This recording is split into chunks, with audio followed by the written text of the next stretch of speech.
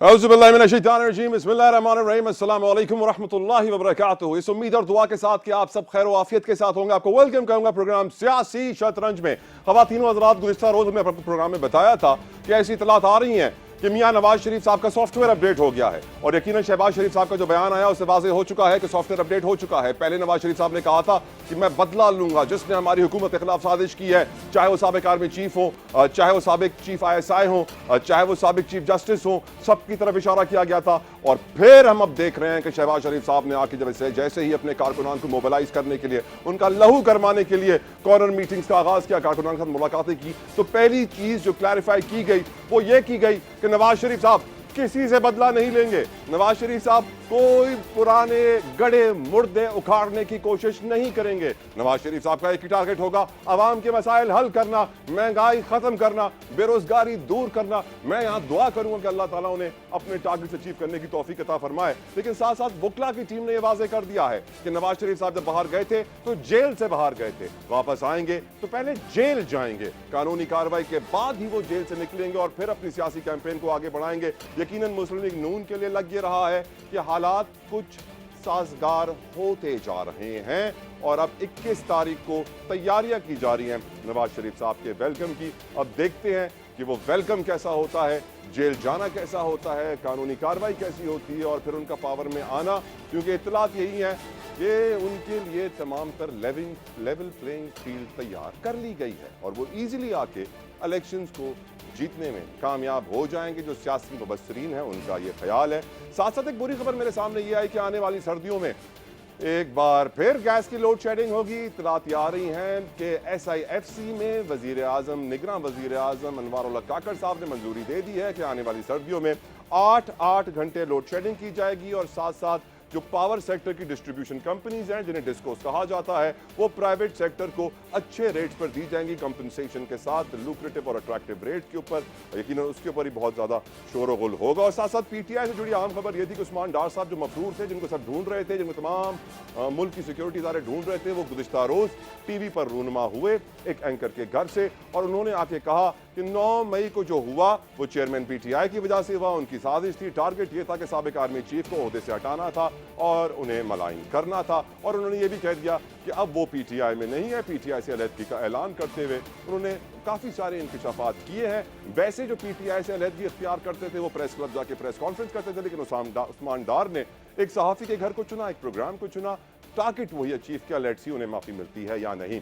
अब बात करें सिंध की, तो सिंध के अंदर हम जानते हैं कि सिंध के अंदर एक सिस्टम है जिसके खिलाफ आवाज उठाई जा रही थी। उस सिस्टम को बदलने की बात की जा रही थी, करप्शन का सिस्टम, चोरी का सिस्टम, 2 नंबरी का सिस्टम, दोगला सिस्टम। और फिर हमने देखा कि सिंध की बड़ी जमातें, बड़ी काफ़ी, not as big as peoples party, लेकिन ऑफ कोर्स बड़ी जमातें, MQM पाकिस्तान हो, JUI-FE हो, GDA हो, इन्होंने इत्तेहाद का ऐलान किया। और फिर ये खबरें भी हमारे प्रोग्राम में गुज़िश्ता रोज़ आई कि नून लीग भी इस इत्तेहाद को ज्वाइन करेगी। टारगेट एक ही है, मकसद एक ही है कि पाकिस्तान पीपल्स पार्टी को सिंध से निकालना है। और यकीनन हम जानते हैं कि वज़ीर आला सिंध के खिलाफ भी नैब के केसेस खुल चुके हैं, डॉक्टर आसिम हुसैन के खिलाफ भी खुल चुके हैं, आसिफ अली जरदारी साहब के खिलाफ भी खुल चुके हैं और भी बहुत सारे पीपल्स पार्टी के ऐसे रहनुमा हैं जिनके खिलाफ मुख्तलिफ करप्शन के केसेस खुल चुके हैं। यानी 2+2 करें तो वाज़ेह हो जाता है कि इस वक्त बात किसकी तरफ जा रही है। मेरे साथ इस वक्त स्टूडियो में मौजूद हैं साबिक MPA हैं, साबिक डिप्टी मेयर हैं, कराची के किसी तारुफ के मोहताज नहीं है, एक अच्छी बिजनेसमैन कम्युनिटी को बिलोंग करते हैं, बड़ी खानदानी पर्सनालिटी है, अरशद वोरा साहब। Thank you so very much sir, आपने अपना कीमती वक्त हमें निकाला हमारे प्रोग्राम के लिए, हमारे चैनल के लिए। वोरा साहब, ये सिस्टम के खिलाफ क्यों इस वक्त जिहाद होना जरूरी है? बिस्मिल्लाहिर्रहमानिर्रहीम। देखें, आपने बड़ा अच्छा ब्रीफ किया है इस सब्जेक्ट को।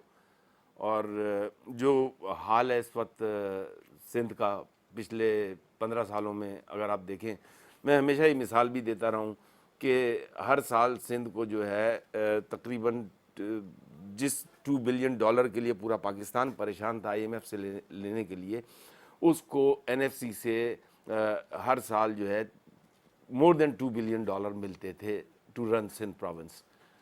तो 15 सालों में तकरीबन आप हिसाब लगा लें तो ये तकरीबन 30+ बिलियन डॉलर्स हैं।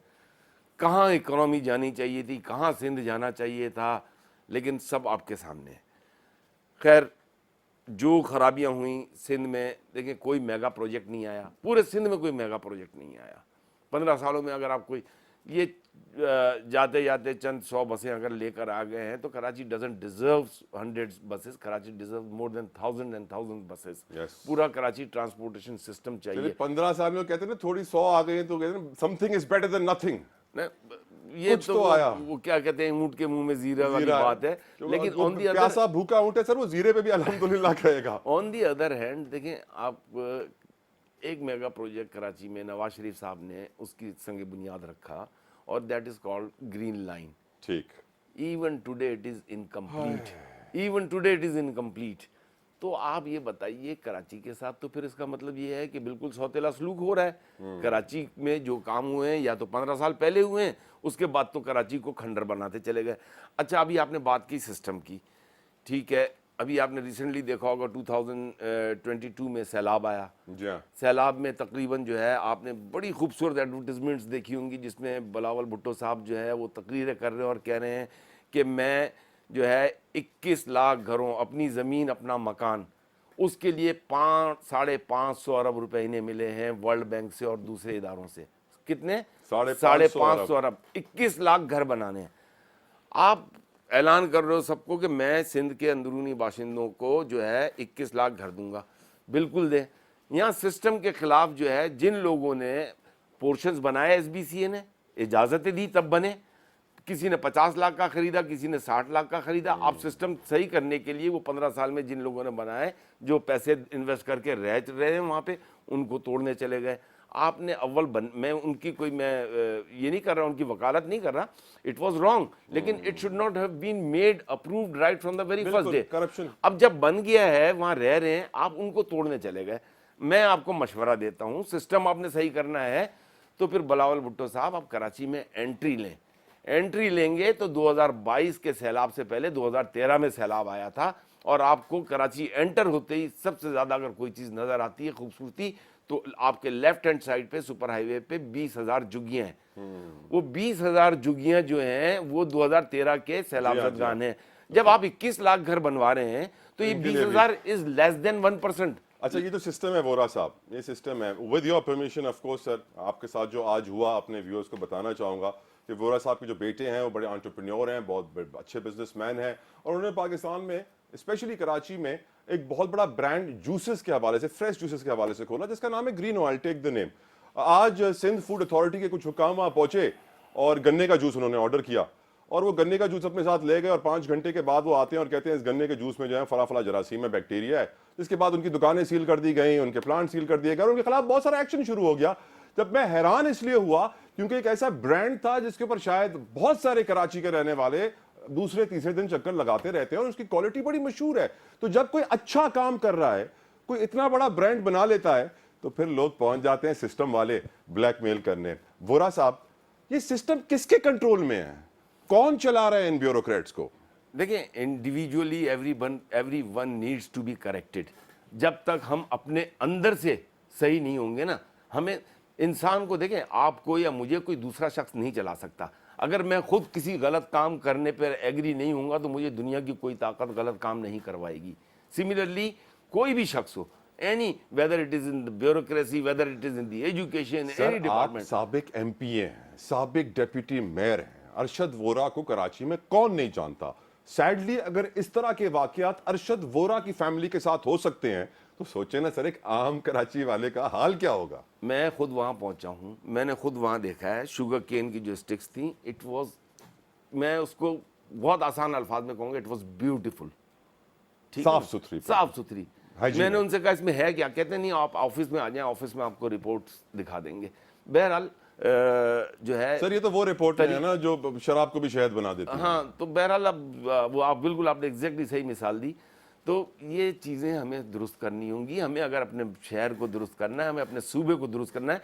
मैं आजकल जो है सिंध के अंदरूनी सिंध में मेरी ट्रैवलिंग काफ़ी हो रही है, मैं देखता हूँ जगह जगह हमें सिंध के लोगों को, अंदरूनी सिंध में हमारी 17 मिलियन एकड़ ऑफ लैंड है जिसको हमें ग्रीन करना है।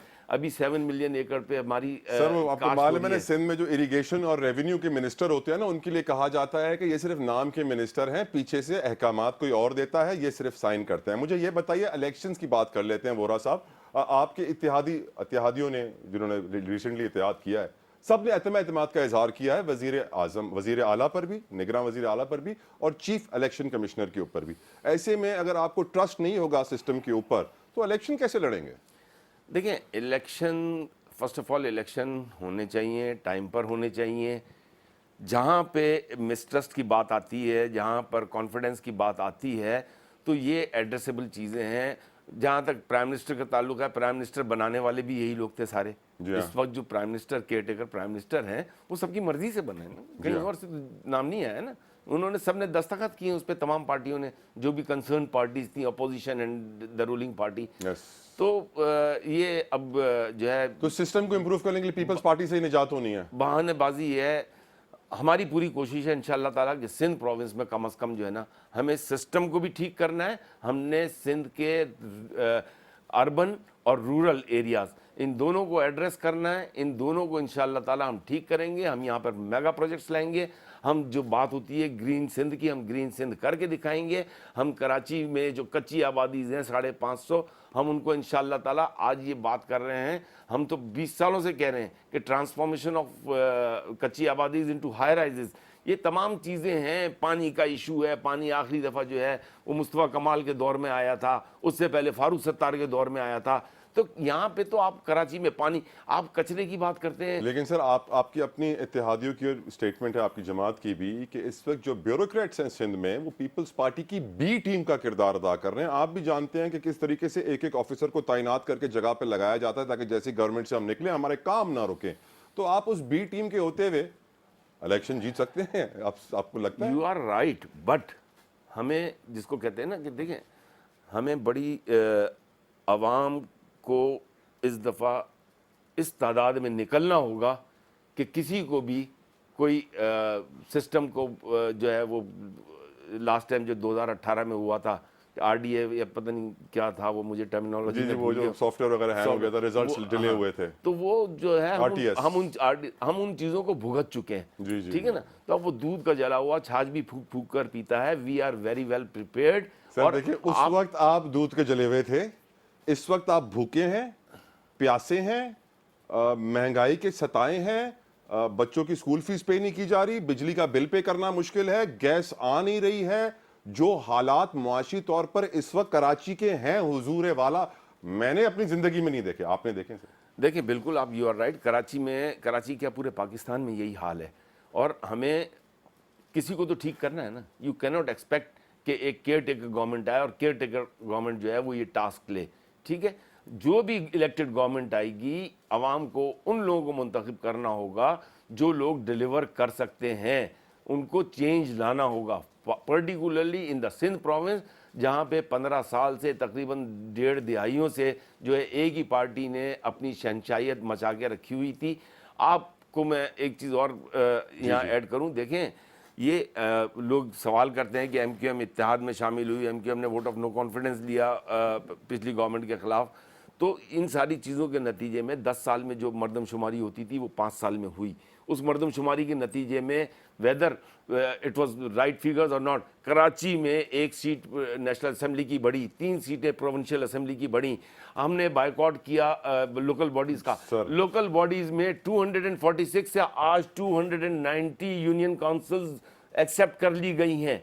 तो ये सब अचीवमेंट वोरा साहब, लेकिन ये भी तो एक अचीवमेंट है आपकी जमात की, MQM पाकिस्तान की। विद ऑल ड्यू रिस्पेक्ट 2 दफ़ा कहा सर, थाली का बैंगन कहा जाता है कि जो भी पावर में आएगा MQM उस तरफ चली जाएगी, उनसे एहतियात कर लेगी, वजारतों के लिए, कलमदान के लिए, पावर के लिए।